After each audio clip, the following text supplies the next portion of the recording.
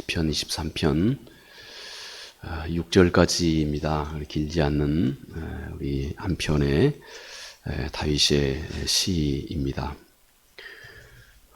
우리 구약성경 818쪽쯤에 있겠습니다. 우리 시편 23편 우리 1절부터 마지막 6절 말씀까지 우리 같이 함께 천천히 같이 읽겠습니다. 여호와는 나의 목자시니 내게 부족함이 없으리로다. 그가 나를 푸른 풀밭에 누이시며 쉴만한 물가로 인도하시는도다.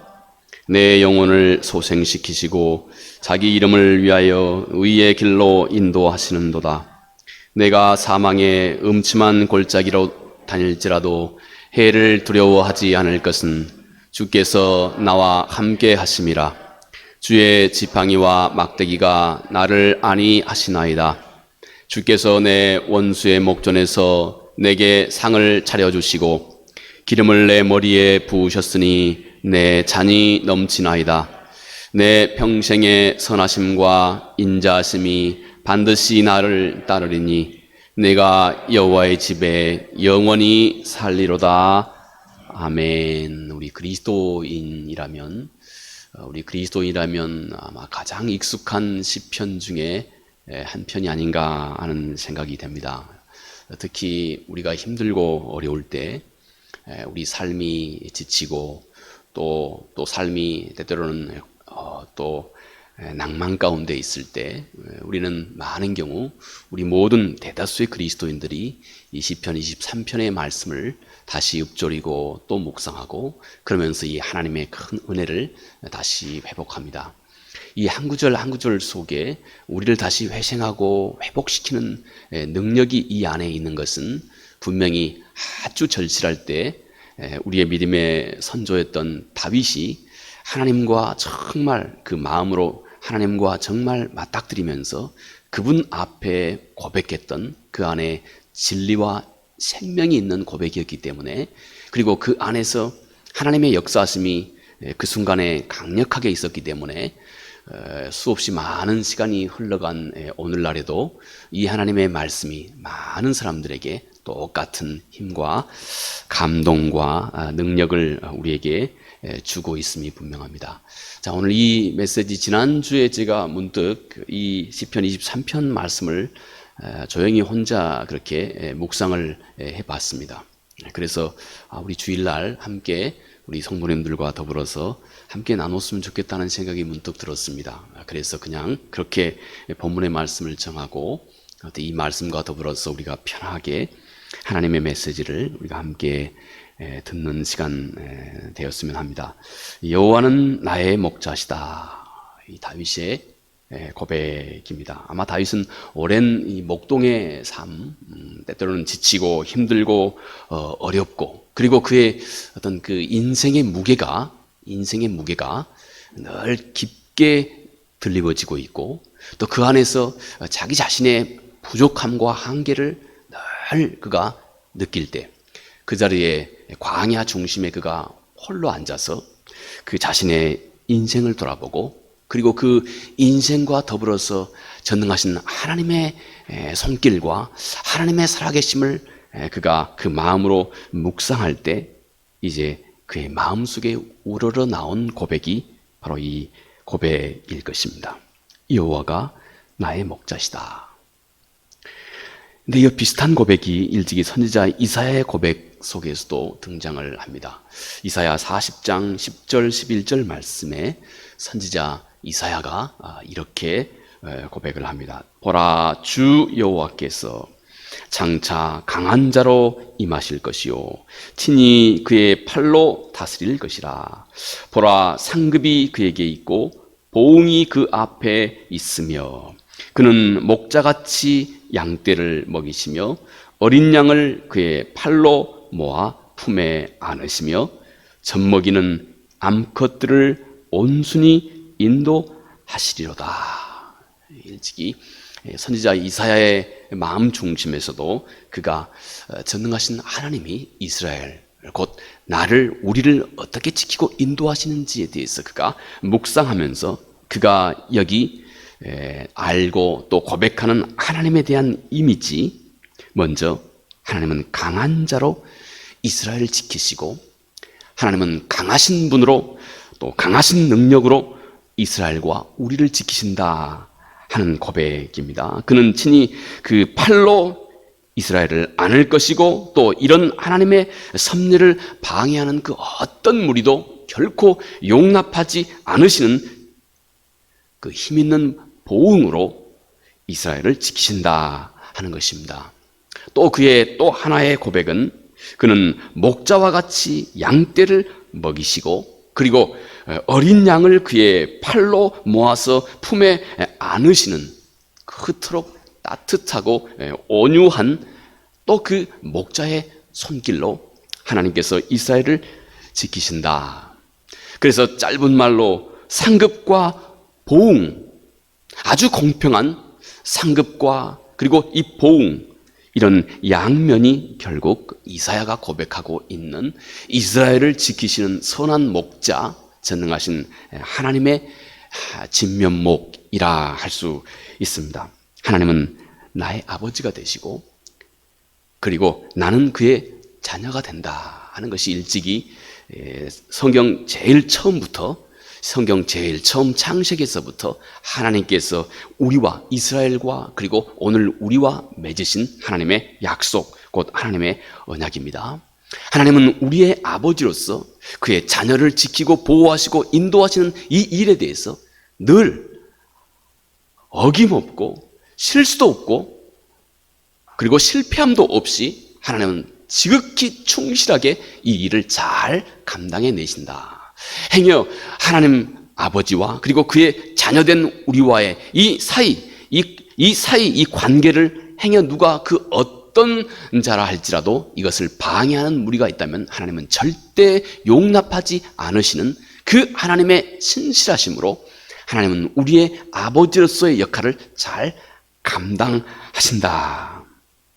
그리고 이 하나님은 한편 얼마나 부드러운 또 목자의 손길로 그의 자녀들을 지키고 보호하시는지, 그의 자녀들이 약하고 부족하고 못나면 못날수록 점점 더 강하고 굳세고 능력 있는 손으로 그의 자녀를 지키고 인도하시고 보호하시는 이런 하나님의 손길로 하나님은 이스라엘을 상급을 주시고 또 보응을 하시면서 하나님께서 선한 목자로서 우리를 인도하시는 하나님의 역할을 지극히 충실하게 잘 감당해 내고 계신다.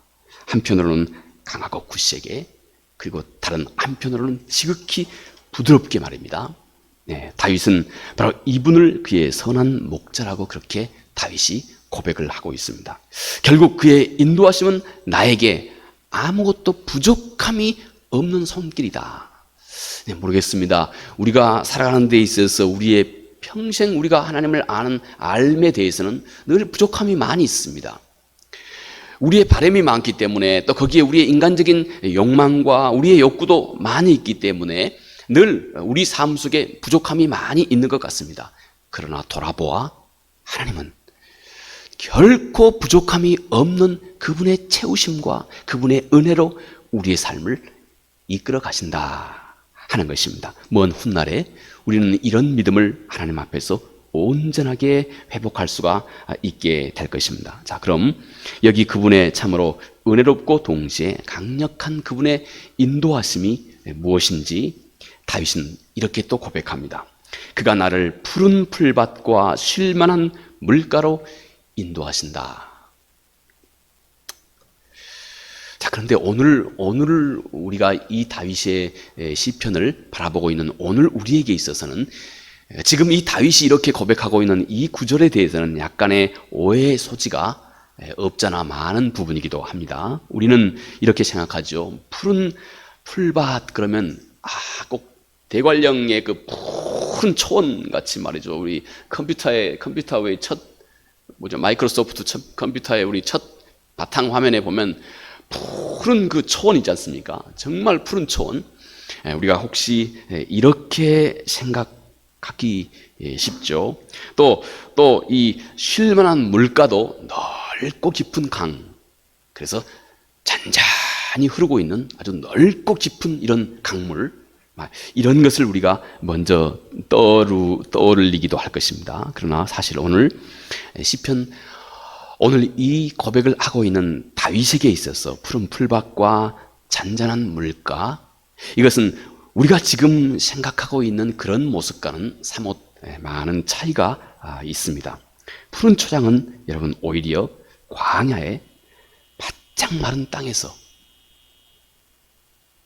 하나님이 내리시는 그 단비로 여기저기에서, 지금은 여전히 바짝 마른 광야이지만 하나님이 내리시는 그 단비로 여기저기에서 파란 새싹이 하나둘씩 움트오기 시작하는 바로 그런 장면입니다.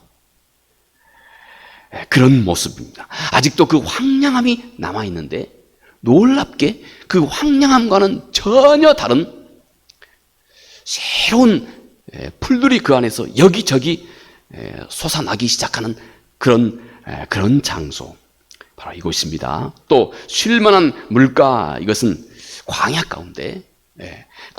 가운데서 바짝 마른 그 광야이지만 그런데 어느 순간 조용히 그 사이로 절절절절 흐르고 있는 바로 이 물. 그래서 메마른 이 초목에게 넉넉하고 풍성하게, 그렇게 크게 큰 강물처럼 보이지는 않지만 그러나 메마른 초목에게 넉넉한 물을 능히 공급할 수 있는 바로 그런 물가, 이것이 다윗이 지금 고백하고 있는, 또 말하고 있는 바로 그런 개념에 실제적으로는 가까운 그런 고백입니다.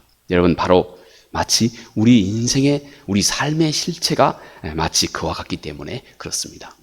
실제로 우리의 삶은 수없이 많은, 때때로 힘들고 어렵고 또 각박한, 내가 늘 이기고 극복해야 가야 할 문제들이 늘 우리 삶 가운데 많이 있죠.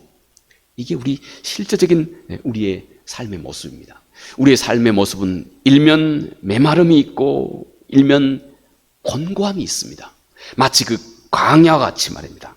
이것이 우리들의 삶의 현실이고 또 이것들이 늘 이어지고 있습니다. 그런데 하나님은 그 중에서, 그런 와중에서 하나님 이분의 손길은 이제 결코 내가 돌아보아 전혀 부족함이 없는 그 생수, 전혀 부족함이 없는 넉넉한 풀과 생수, 물을 공급하시는 그 은혜를 우리 삶 가운데 부어주고 계신다 하는 것입니다. 나의 목자가 인도하시는 그 풀밭과 냇가는 모든 것이 다 완벽하게 구비된 그런 이상적인 그런 초원과 그런 이상적인 그런 넓고 깊은 그런 강은 아니지만, 그러나 신기하게도 하나님이 지금 우리에게 공급하시는 그 초목과 물은 우리 삶을 먹이고 입히고 또 우리의 목마름을 채우기에 부족함이 없는 넉넉한 그런 삶으로 하나님께서 우리 삶을 인도하신다. 비록 우리의 삶이 메마르고 때때로는 각박하다 할지라도, 그런데 그 와중에서도 또 바로 그 자리에서 내 영혼이 항상 다시 소생함을 내가 경험할 수 있고 또 내가 체험할 수 있는 그런 길로 하나님께서 우리 삶을 인도하시고, 오늘 다윗의 고백처럼 결국 그의 의로우심을 내 안에서 이루어 나가시는, 그리고 그런 길을 내가 발견할 수 있도록 그런 모습으로 또 그런 방법으로 우리의 삶을 인도하신다. 돌아보아 부족함이 없도록 하나님께서 우리의 삶을 인도하신다 하는 이 고백이, 여러분이 광야한 중심에서 푸른 초장과 맑은 물을 하나님 앞에서 노래하며 고백하고 외치고 있는 이 다윗의 고백인 것입니다. 그리고 다윗은 계속 이어져 이렇게 고백합니다. 사망의 음침한 골짜기로 다닐지라도. 다윗이 지금 고백하고 있는 것이 하나님 앞에서 그는 사망의 음침한 골짜기다. 다윗은 그의 인생에서 어찌 보면 가장 심각한 상황들을, 아주 심각한 상황들을 그는 그의 인생 속에서 수도 없이 많이 넘나들었다고 하는 것을 잘 알 수 있습니다. 실제 다윗이 광야 속에서 목동으로 많은 세월을 살아가는 그때 그 시절에는 사실 도적대도 많았습니다. 강도도 많았습니다. 뿐만 아니라 사나운 짐승들도 밤만 되면 여기저기에서 사나운 짐승들이 양을, 때때로는 사람의 목숨까지도 위협하던 그런 때였습니다. 그런 시절이었습니다. 다윗은 매일매일 그의 삶이 사망의 음침한 골짜기를 경험했던 그런 삶이었습니다.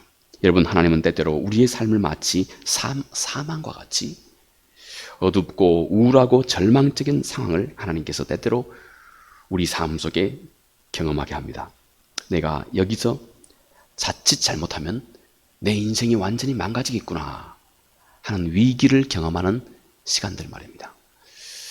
자칫 잘못하면 내가 여기서 내 생명을 잃어버릴 수도 있겠구나 하는 그런 시간 말입니다. 제가 외국에 혼자 갔을 때, 외국에 갔을 때, 그 대학에서 일일 트립, 그러니까 일일 하루 이렇게 여행을 시켜주는 어떤 이런 프로그램이 있었습니다.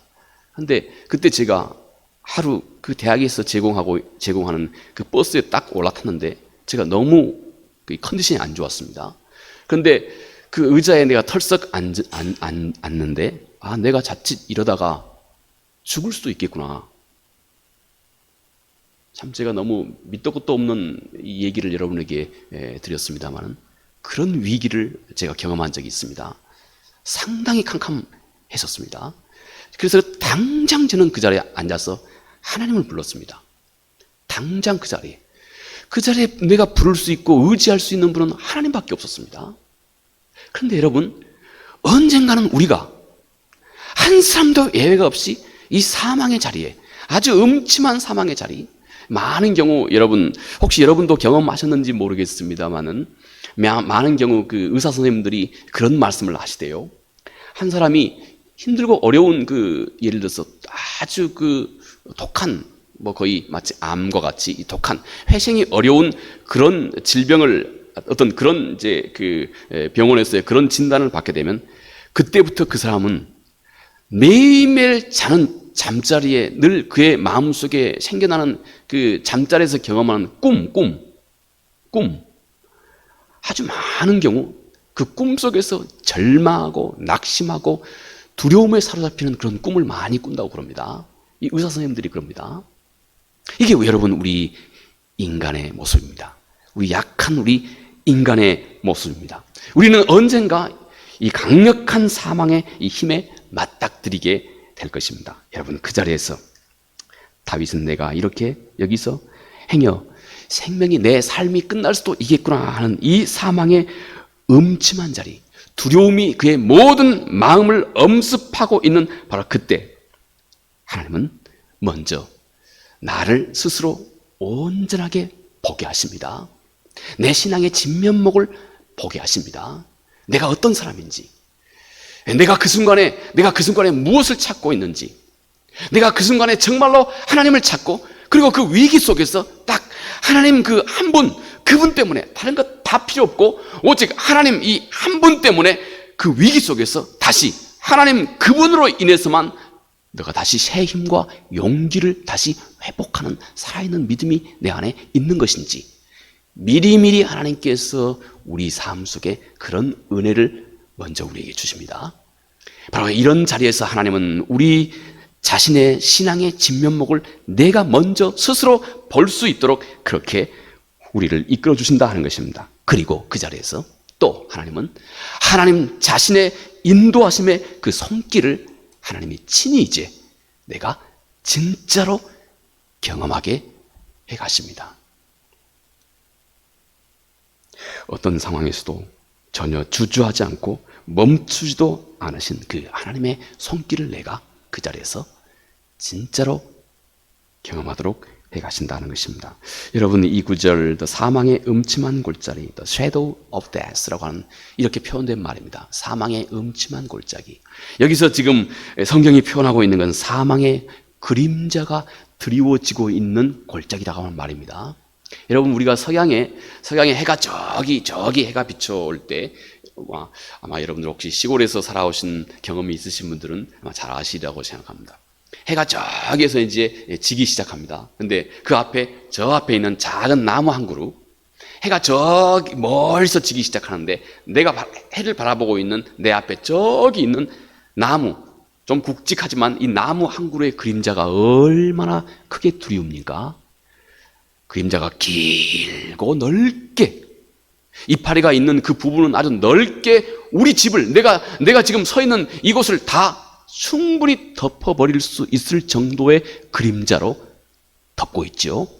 다윗은 바로 이런 모습을 생각하고 있는 것입니다. 그래서 그가 고백할 때 곧 shadow of death, 사망의 그림자, 이렇게 다윗이 표현하고 있는 것입니다. 이 사망의 그림자가 우리의 생각과 의식과 내 삶의 모든 영역들에게 영향을 끼치기 시작할 때, 사망의 그림자가 내가 오늘 또 해야 할 모든 일들 속에 다 영향을 주기 시작할 때, 여러분, 바로 이때 다윗은 전능하신 하나님, 그분의 편팔과 하나님의 능력과 하나님의 권능을 다윗은 맛보았고 경험했고, 그리고 그것을 힘차게 고백하고 있는 것입니다. 여러분, 사망의 음침함, 이것은 모든 사람에게 다, 한 사람도 예외가 없이 그 전에 전혀 내가 경험하지 못했고 그 전에 내가 전혀 의식하지 못한 아주 새로운 두려움을 모든 사람들이 다 처음 경험하게 합니다.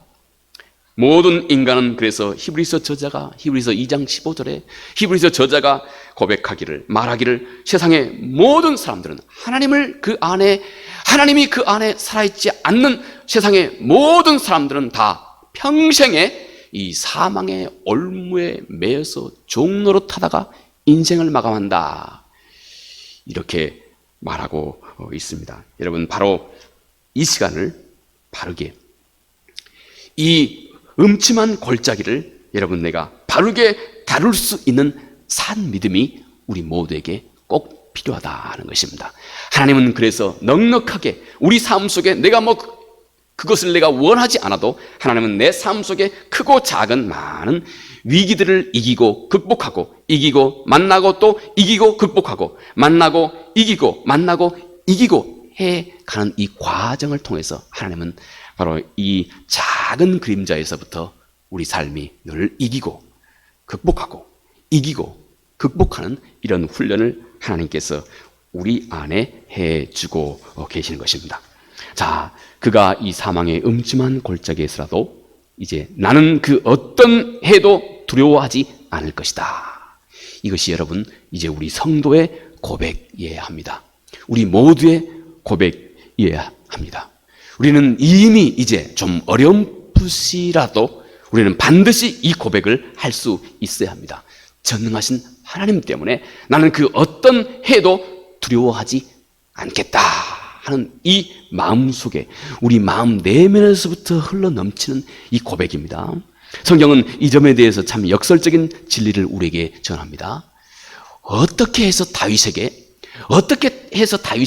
사망의 이 음침한 골짜기라도, 그 어떤 해를 입히는 어떤 이 악한 짐승의 위협 속에서도, 강도의 위협 속에서도 전혀 그의 인생을 두려워하지 않을 수 있는, 어떤 상황 속에서도 마음의 평강을 잃어버리지 않을 수 있는 그 능력을 어떻게 가질 수 있게 됐느냐.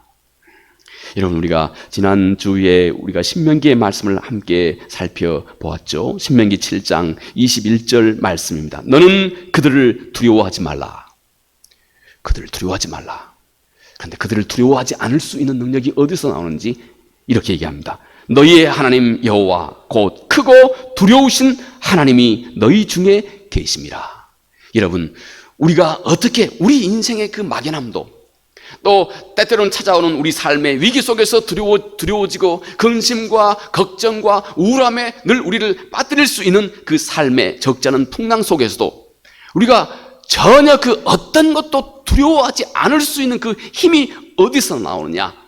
모세가 이 신명기의 말씀을 통해서 너는 여호와 하나님을 크고 두려워할 줄 안다면, 여호와 하나님을 너는 크게 여기고 두려워할 줄 안다면 그 어떤 민족도 두려워하지 않을 수 있는 능력을 너희가 갖게 된다 하는 것입니다. 여러분, 이것이 진리입니다. 아주 역설적인 성경의 진리입니다.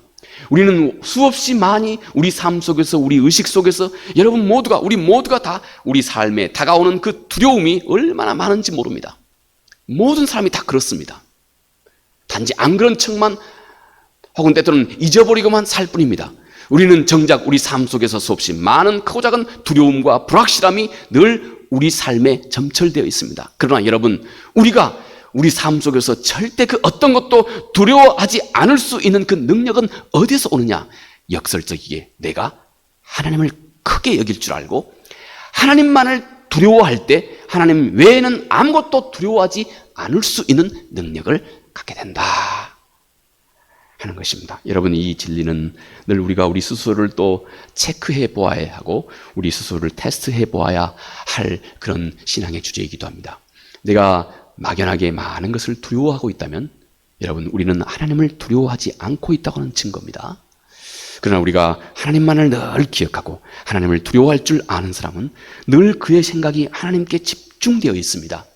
그러므로 하나님의 능력이 막힘없이, 하나님의 약속이 막힘없이 내 마음을 감싸고 있고, 그럴 때 우리는 이 세상에 크고 두려운 그 어떤 것도, 그리고 그것에서 우리의 마음과 삶을 지킬 수가 있다 하는 것입니다. 여러분, 이스라엘이 이방인을 절대 두려워하지 않을 수 있었던 것, 그들이 여호와 하나님을 크게 여길 줄 알고 여호와 하나님을 두려워할 줄 아는 데서 왔다 하는 것입니다. 이제 다윗은 계속해서 이렇게 고백합니다. 주께서 나와 함께 하심이라.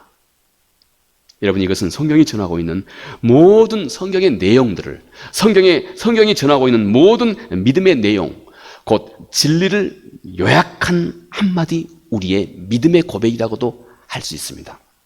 주께서 나와 함께 하심이라. 여러분, 우리 같이 한번 해볼까요? 주께서 나와 함께 하심이라. 예, 이것은 성경의 모든 내용들, 성경의 모든 언약과 약속에 대한 딱 한마디로 내 믿음의 고백이라 할 수 있습니다. 주께서 나와 함께 하신다. 여러분, 이 말씀이 조금 실감나게 하기 위해서 제가 마지막 실제 어떤 분에게 실제 있었던 한 가지 얘기를 하고 마치겠습니다. 독일의 한 교수님 한 분이 계셨습니다. 평소에 이분이 많은 학생들에게 존경받고 또 이분이 라틴어를 가르치는 교수님이었는데 오래전 얘기를 합니다. 그런데 이분이 어떻게 이 언어에 능통하신지 약 10개 국어를 무리 없이 하실 수 있는 그런 분입니다. 10개 국어, 여러분 말이 10개 국어지 쉽습니까? 저는 영어는 좀 합니다. 그런데 영어 외에는 다른 것 별로 배우기 쉽지 않아요. 왜냐하면 이게 그동안 너무 힘들고 어려웠기 때문에 이 한 언어를 완전히 터득한다고 하는 것이 정말 절대 쉬운 일이 아니라고 하는 것을 제가 너무 많이 경험해 보았기 때문에. 근데 이분이 10개 국어를 유창하게 하실 수 있는 그런 분이었다고 합니다. 그 중에 특히 이분이 히브리어를 아주 잘 했다고 그럽니다.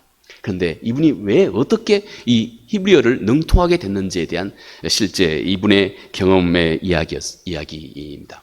이분이 2차 세계대전 이전에 2차 세계대전이 일어나기 이전에 이분이 처음 대학에 입학을 했답니다. 근데 이분이 대학에 처음 입학할 때 함께 같은 대학에 입학한 한 학생이 있었답니다. 그래서 그하고 같은 기숙사 한 방을 쓰게 됐는데 이 학생이 유태인이었답니다.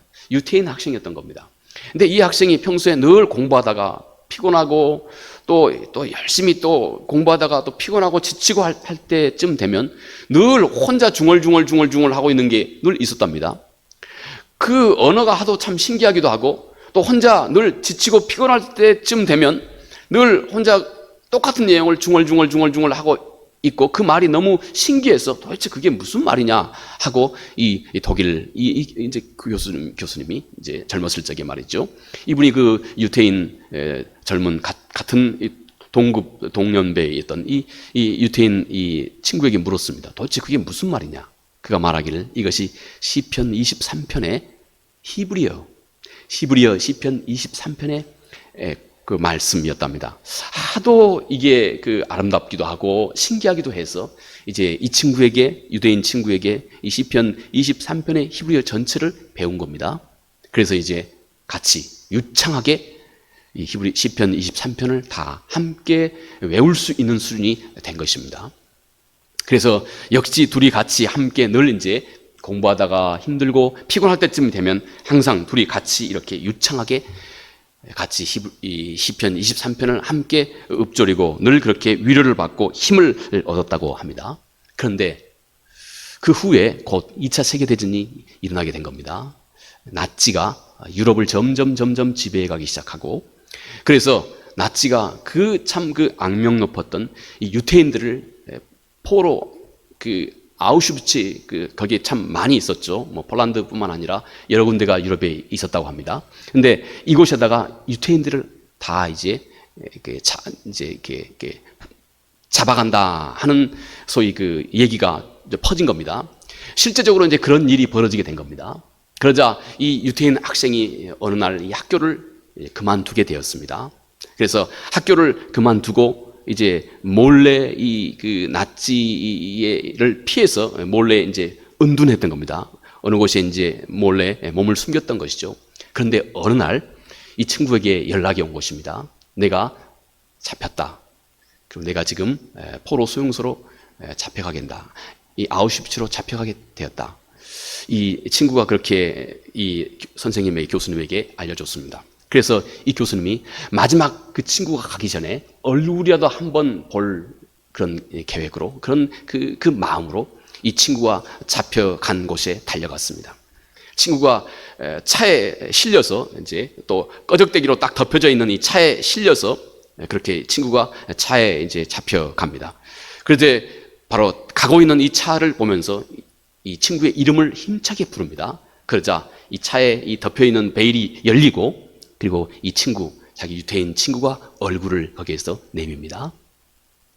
반갑게 인사를 하고, 그런데 이 친구는 그곳에서 방긋 웃으면서 함께 이 친구를 만나자마자 이 둘이 함께 시편 23편, 먼저 이 친구가 잡혀가고 있는 유대인 친구가 싱긋 웃으면서 시편 23편의 히브리의 말을 그때부터 그 친구가 소리 높여서 외우기 시작합니다.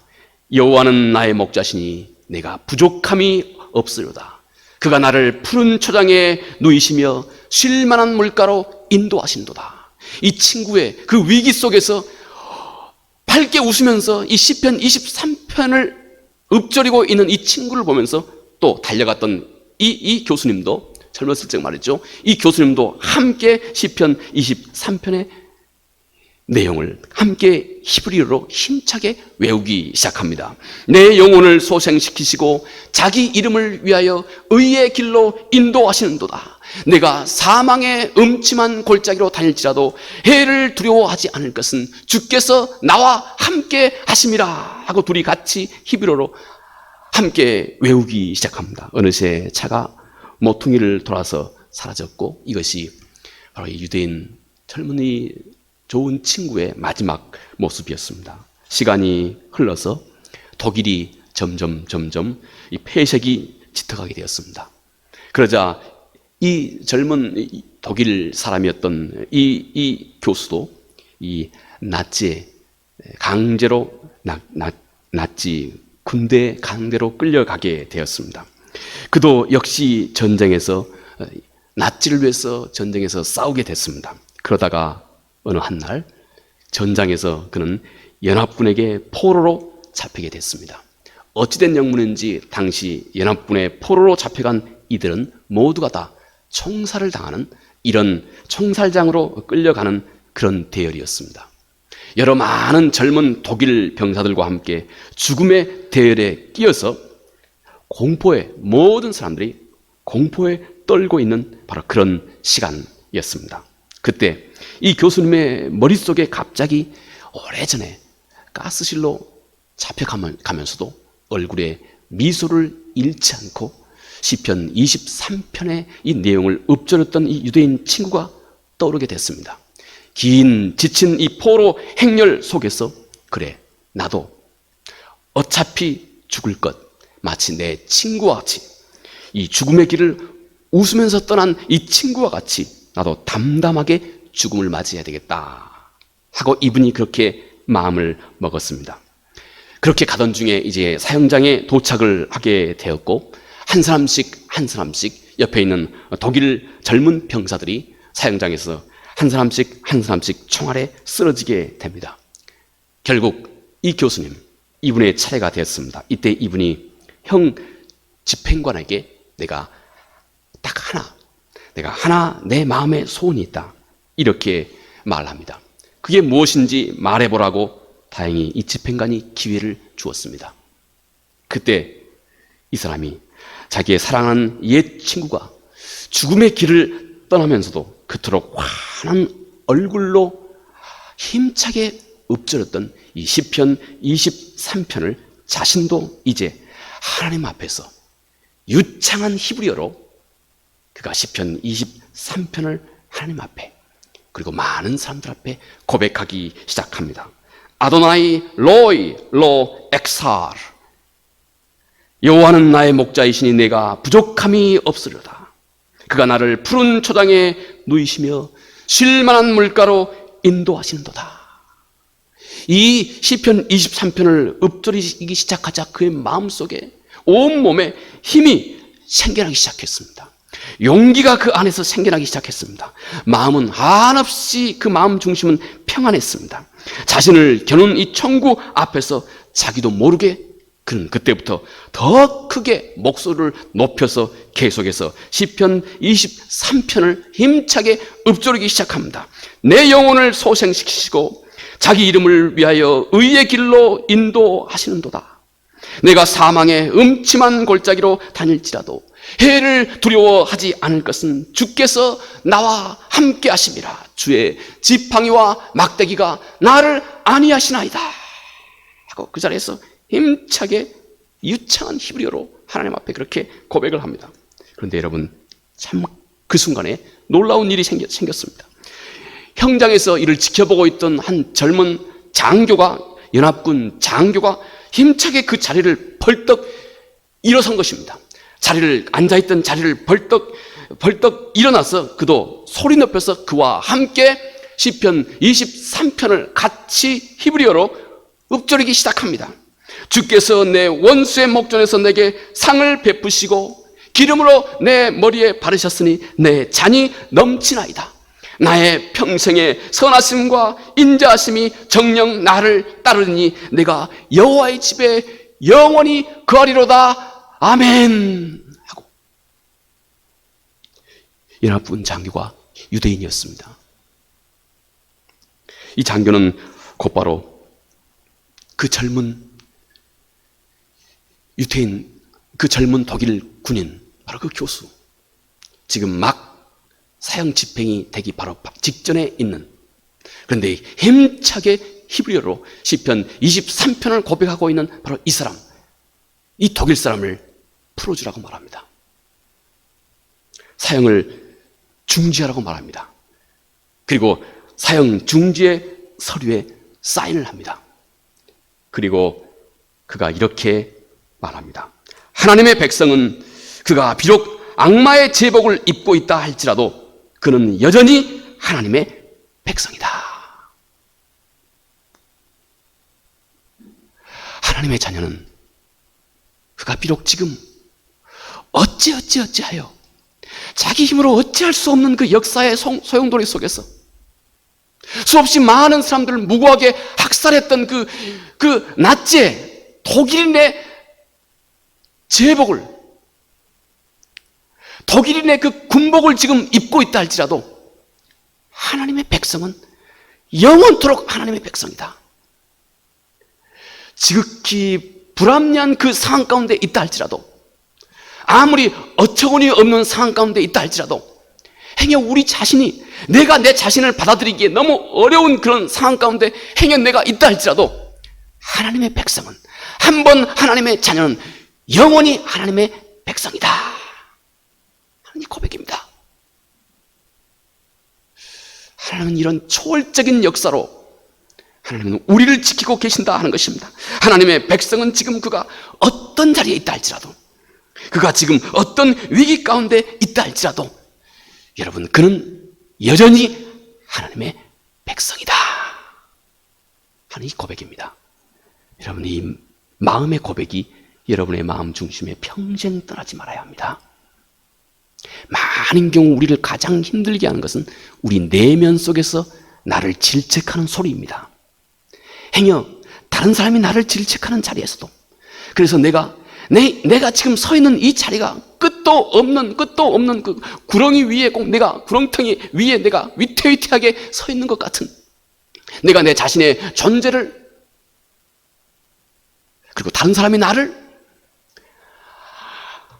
아무리 어떤 모습으로 평가하는 그런 자리에 있다 할지라도 여러분, 하나님의 백성은, 하나님은 절대 그를 버리지 않으신다. 하나님은 절대 그를 보호하신다. 내 평생의 선하심과 인자하심이 정녕 나를 따르니 내가 여호와의 집에 영원히 거하리로다. 여러분, 이 하나님의 약속 위에 앞으로의 우리가 만난 모든 인생의 문제를 여러분 반드시 이 하나님의 약속 위에 이제부터는 힘차게 세울 수 있는 그런 용기가 우리 속에 꼭, 그런 믿음이 우리 속에 꼭 자리하고 있어야 합니다. 하나님의 은혜가 늘 우리에게 충만하기 바랍니다. 은혜로우신 아버지 하나님, 고맙고 감사합니다. 내 평생에 그의 선하심과 인자하심이 정녕 나를 따르리니 내가 여호와의 집에 영원히 거하리로다. 내가 사망의 음침한 골짜기로 다닐지라도 해를 두려워하지 않을 것은 주께서 나와 함께 하심이라. 주여, 이 고백 위에 이제 앞으로의 우리의 모든 인생을 든든히 세울 수 있도록 우리가 용기 있게 해주시고 넘치는 믿음 갖게 해 주시옵소서. 예수님 거룩하신 이름으로 기도합니다. 아멘. 우리